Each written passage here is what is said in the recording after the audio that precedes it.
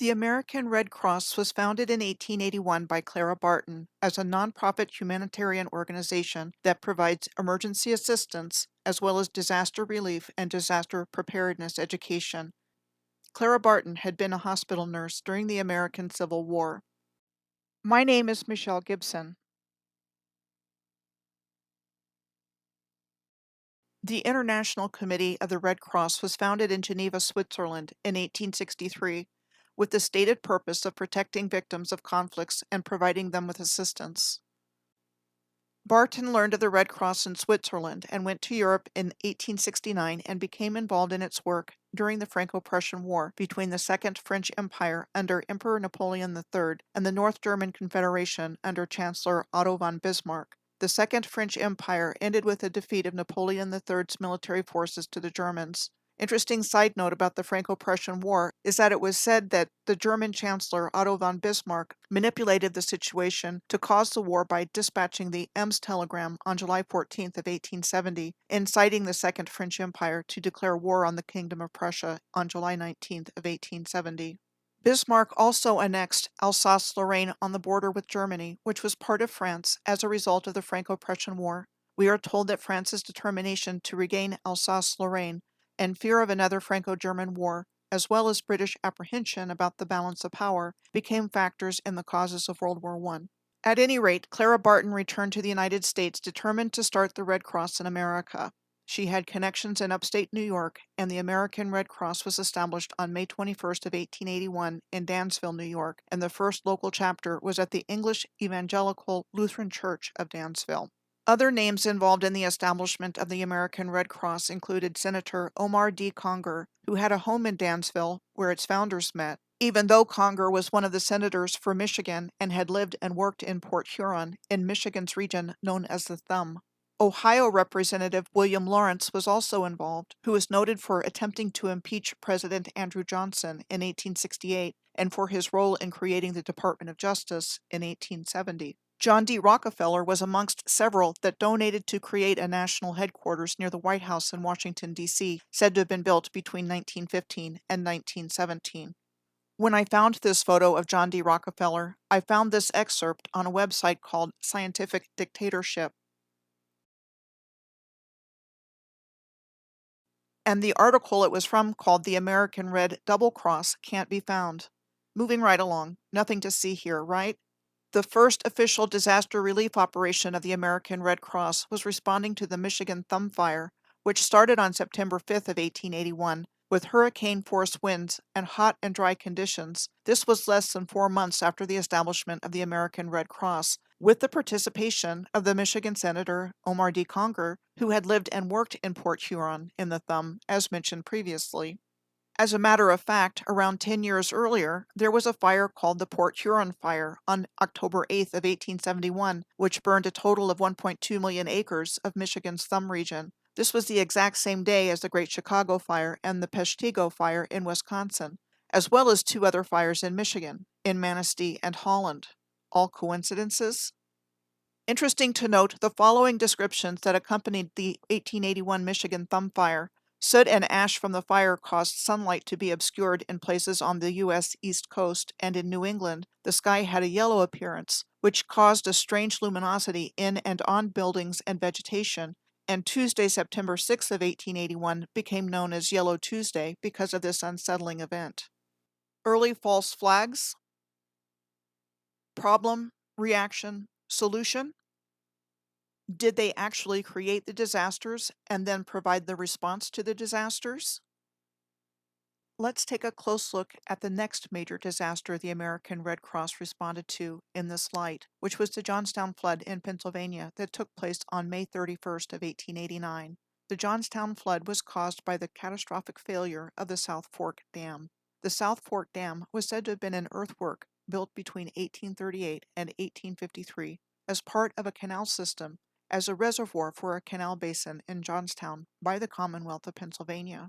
But then, after spending 15 years building the dam, it was abandoned by the Commonwealth and sold to the Pennsylvania Railroad, who turned around and sold it to private interests. In 1881, speculators had bought the abandoned reservoir and built a clubhouse called the South Fork Fishing and Hunting Club and cottages, turning it into an exclusive retreat for 61 steel and coal financiers from Pittsburgh, including Andrew Carnegie, Andrew Mellon, Philander Knox, John Leishman, Henry Clay Frick, and Daniel Johnson Morrell.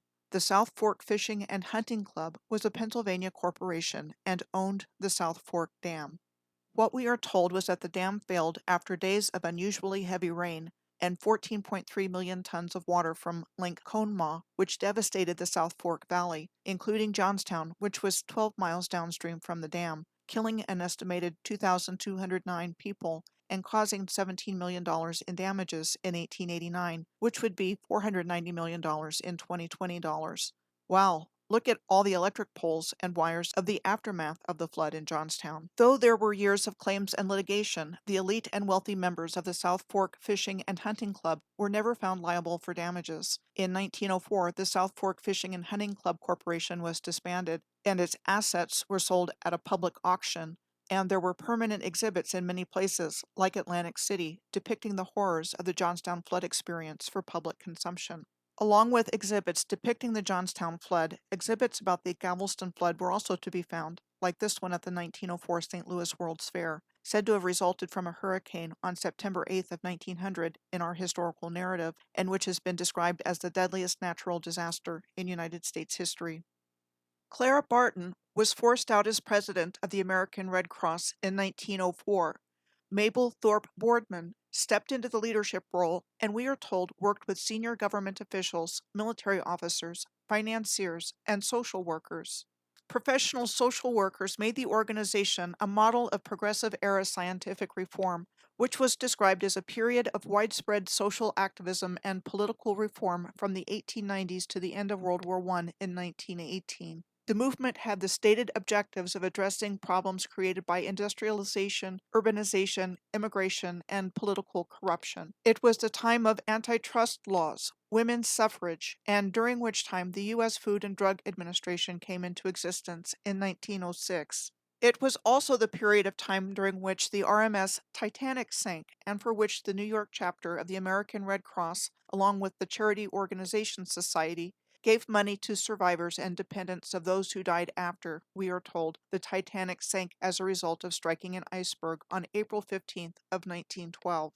It was also the time period when a meeting took place at Jekyll Island off the coast of the state of Georgia to lay the foundations of the Federal Reserve between November 20th and November 30th of 1910. Then the Titanic sank in 1912. Prominent people opposed to the creation of the Federal Reserve were on board, including John Jacob Astor IV, Benjamin Guggenheim, and Isidor Straus. Then on December 23rd of 1913, the Federal Reserve Act passed Congress and was signed into law by President Woodrow Wilson. It created and established the Federal Reserve System and created the authority to issue Federal Reserve notes, commonly known as the U.S. dollar, as legal tender. When I looked at the names of past chairpersons of the Board of Governors of the Red Cross, one name really jumped out at me, and that was E. Roland Harriman, who occupied that leadership position from 1950 to 1973. It jumped out at me because when I was doing research on the life of George Peabody, I encountered the merger of the Brown Brothers and Company with the Harriman Brothers and Company to become the Brown Brothers Harriman and Company, one of the oldest and largest private investment banks in the United States. Founding partners of the Brown Brothers Harriman and Company included W. Averill Harriman, the son of railroad baron E. H. Harriman and Secretary of Commerce under President Harry S. Truman, and brother of E. Roland Harriman, and Prescott Bush, American banker and politician, and the father of President George H.W. Bush. Roland, or Bunny as he was nicknamed, attended Yale University, where he was a member of the Skull and Bones Society with his friend and classmate Prescott Bush. Also along with Prescott Bush, Bunny Harriman was one of the 7 directors of the Union Banking Corporation, which financed Fritz Thyssen, a donor to the Nazi Party, and whose assets were seized by the United States government during World War II under the Trading with the Enemy Act. Wonder what that was really all about. Brings to mind the Red Cross marked boxes of cash that made the rounds on social media a couple of years ago that I happened to see.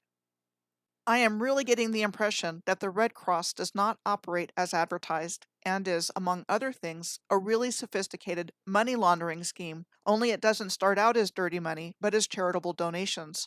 I'm sure there's a lot more I can dig up about the Red Cross, But this is more than enough to give you the idea that something ain't right with this picture.